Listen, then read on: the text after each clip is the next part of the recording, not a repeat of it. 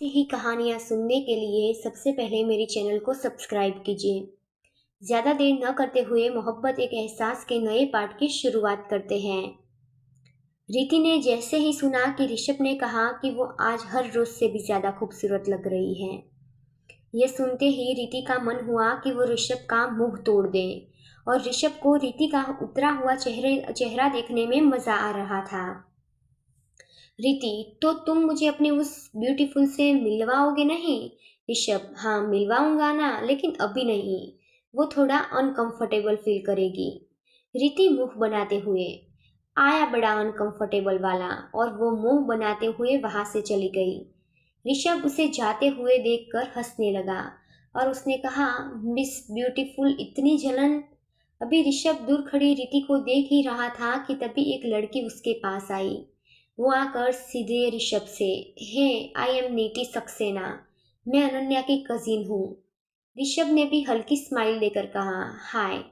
वो लड़की खूबसूरत तो थी और साथ साथ उसने बहुत ही स्टाइलिश कपड़े भी पहने हुए थे। ऋषभ नॉर्मल गेस्ट की तरह उससे बात कर रहा था और रीति को लगा शायद वही लड़की ऋषभ की मिस ब्यूटीफुल है। रीति मन में, इस छछूंदर को किस एंगल से यह लड़की बहुत सुंदर लग रही है, और क्या कह रहा था, आज तो और भी सुंदर लग रही है। मुझे तो आज पूरी की पूरी चिड़ियाघर लग रही है, उसने अपना मुंह बिगाड़ते हुए कहा। अब सगाई का समय हो गया था। ऋषभ, रीति और ध्वनि सौरभ के पास ही खड़े थे। तभी वो नीति भी ऋषभ के पास आकर खड़ी हो गई और रीति को उसे देखकर चीड़ हो रही थी।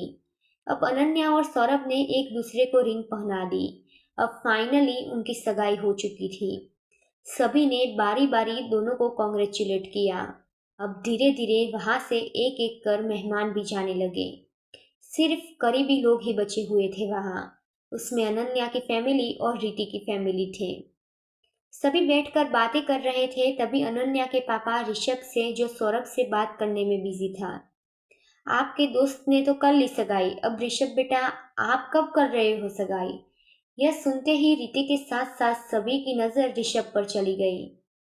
ऋषभ कुछ बोलता उससे पहले ऋषभ के पापा ने कहा, आपकी नजर में कोई लड़की हो तो बताइएगा, जो ऋषभ और हमारे घर को संभाल सके। अब मजाक में शुरू हुई बात सीरियस नोट पर पहुंच चुकी थी और इन लोगों की बात सुनकर ऐसा लग रहा था कि जैसे आज तो पक्का ऋषभ के लिए लड़की मिल ही गई समझो। अनन्या के पापा ने कहा, वैसे लड़की तो है मेरे छोटे भाई की बेटी, और आप सब उससे आज मिल भी चुके हो, उसका नाम नीति है। तभी ऋषभ के पापा, हाँ बहुत प्यारी बच्ची है वो, और ऋषभ और उसकी जोड़ी भी बहुत अच्छी लगेगी। इन दोनों की बात सुनकर ऋषभ के घर का एक भी इंसान खुश नहीं लग रहा था, क्योंकि जब से रीति और ऋषभ साथ में खड़े थे तब से हर किसी की नज़र उन दोनों पर जाकर ठहर जाती। और ऋषभ की माँ को तो रीति इतनी प्यारी लगी कि उन्होंने तो ठान ही लिया था कि वो ऋषभ की शादी रीति से ही करवाएगी।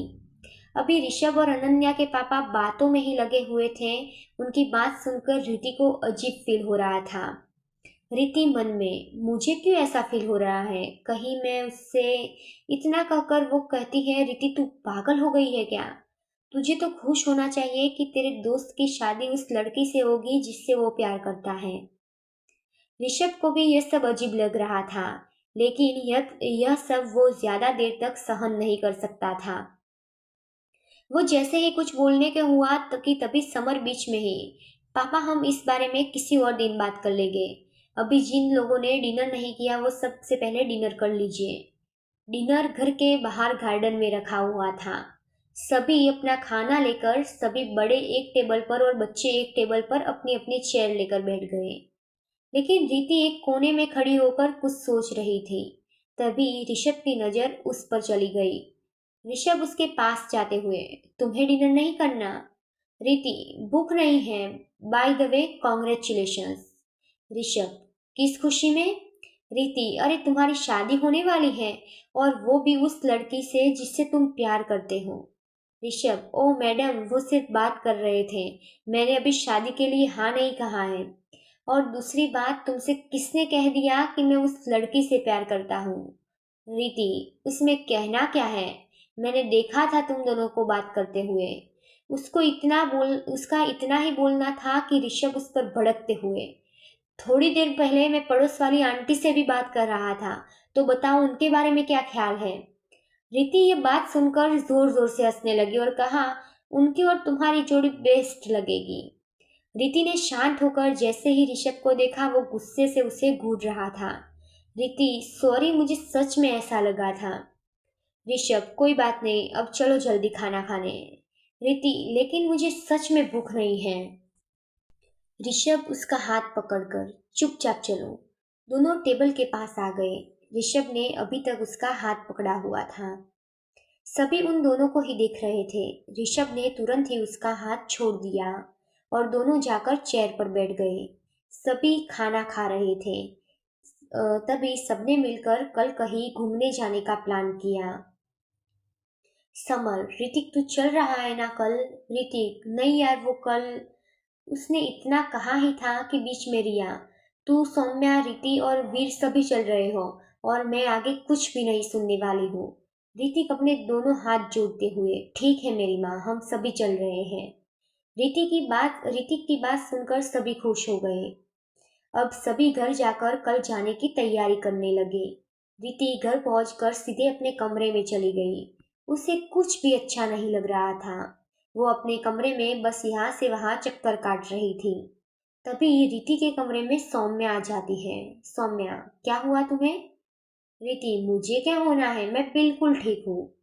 सौम्या, वो तो दिख ही रहा है कि तुम कितनी ठीक हो। सौम्या आगे कहते हुए, मैं तुमसे एक बात पूछूं, सच बताना। रीति हाँ में अपना सिर हिला देती है। सौम्या, तुम ऋषभ से प्यार करती हो ना? रीति हकलाते हुए, वो भाभी। यह कहकर वो अपना सिर नीचे झुका देती है और आगे कहती है, नहीं, मैं नहीं करती उससे कोई प्यार व्यार।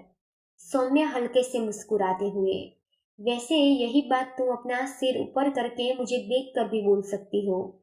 सौम्या आगे कहते हुए, तुम दोनों की आंखों में एक दूसरे के लिए प्यार साफ साफ दिखता है। सौम्या का इतना कहना था ही कि रीति उसके गले लग गई और कहने लगी, आप जानते हो, मैं जब उससे पहली बार ट्रेन में मिली थी तब मुझे वो बिल्कुल भी अच्छा नहीं लगा था।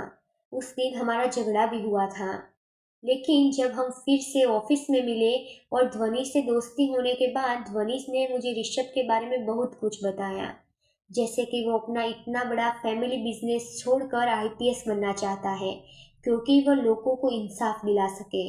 उस दिन उसके लिए दिल में बहुत रिस्पेक्ट बढ़ गई थी। रीति आगे सौम्या को मॉल वाला इंसिडेंस भी बताती है।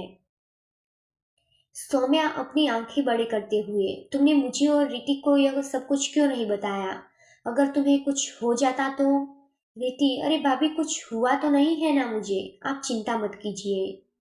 रीति आगे कहते हुए, उस दिन मुझे ऋषभ ने मॉल में इस तरह से समझाया कि मुझे लगा कि उस लड़के को सबक तो सिखाना ही चाहिए और उसकी यही बातें उसे सबसे खास बनाती है। सौम्या, इसका मतलब तुम ऋषभ से प्यार करती हो? रीति अपना सिर हाँ में हिला देती है। सौम्या खुश होते हुए, तुम जानती हो, आज तुम दोनों साथ में जबरदस्त लग रहे थे। रीति अपना मुंह बनाते हुए, लेकिन साथ में जबरदस्त लगने का क्या फायदा? सौम्या, मतलब? रीति, मतलब यह कि वो किसी और से प्यार करता है और वो बहुत खूबसूरत दिखती है। सौम्या, और यह तुम्हें किसने कहा? रीति, उसने खुद कहा है। सौम्या मन में, लेकिन ऋषभ की आंखों में दिखता है रीति के लिए प्यार और फिक्र। दोनों ने काफी देर तक ऐसे ही बातें की और बाद में सौम्या अपने कमरे में चली गई। सौम्या के जाने के बाद रीति अपनी डायरी और पेन लेकर उसमें कुछ लिखने लगी। दूसरी तरफ ऋषभ के कमरे में सौरभ और ऋषभ बैठे हुए थे। ऋषभ अपने मोबाइल में कुछ कर रहा था और सौरभ अपने लैपटॉप में आज की पिक्चर्स देख रहा था। तभी एक फोटो को देखकर वो हल्का सा मुस्कुरा दिया और उसने ऋषभ से कहा, ऋष, आज एक बात तो माननी पड़ेगी, तेरी और भाभी जी की जोड़ी बेस्ट लग रही थी। सौरभ का इतना बोलना ही था कि ऋषभ को लगा कि वो भी रीति की तरह उसकी और नीति की बात कर रहा है और ऋषभ ने बोलना स्टार्ट किया, किसकी भाभी और कैसी भाभी, सब ने दिमाग खराब कर दिया है। अब एक आकर मुक्का बात एक आकर मुबारकबाद दे रही है और एक बिना शादी के किसी को भी भाभी बना रहा है। सौरभ ने सोचा भाई मेरा अलग ही ट्रैक पर चला गया है। सौरभ ने अब लैपटॉप की स्क्रीन ऋषभ की तरफ कर दी। ऋषभ अभी भी बोले ही जा रहा था कि तभी उसकी नज़र लैपटॉप की स्क्रीन पर चली गई। उसमें उसकी और रिकी की बहुत प्यारी आज की तस्वीर थी, जिसमें दोनों एक साथ खड़े हुए थे और वो दोनों किसी बात पर मुस्कुरा रहे थे। ऋषभ सौरभ को देखते हुए, तू इसकी बात कर रहा था? मुझे लगा कि तू उस नीति की बात कर रहा है, इसीलिए। सौरभ, इसीलिए इतना लंबा भाषण मुझे सुना दिया तुमने। ऋषभ, हाँ वैसे तू इससे भाभी बोल सकता है। सौरभ, इससे तेरी शादी कब हुई? उसने अपनी आंखें छोटी करते हुए कहा। ऋषभ, वो भी हो जाएगी। सौरभ, सही है बेटा, बिल्ली में से सीधे बीवी। ऋषभ, तू जानता है वो जितने खूबसूरत चेहरे से है उससे कहीं ज्यादा खूबसूरत वो दिल से है। वो उस लड़के के बारे में उस दिन किसी को नहीं बताना चाहती थी, क्योंकि उसे डर था कि उसकी वजह से किसी और को कोई नुकसान ना हो, और उसकी इसी बात ने मुझे उसका दीवाना बना दिया है। सौरभ, तुझे पता है जब अंकल तेरी शादी की बात कर रहे थे तब रिति का चेहरा देखने वाला था। ऋषभ, उसे कोई फर्क नहीं पड़ता, वो शादी की बात सुनते ही बधाइयाँ बांट रही थी। दोनों ऐसे ही बात कर रहे थे और थोड़ी देर बाद दोनों सो चुके थे। आगे कहानी में क्या होगा ये सुनने के लिए ये जानते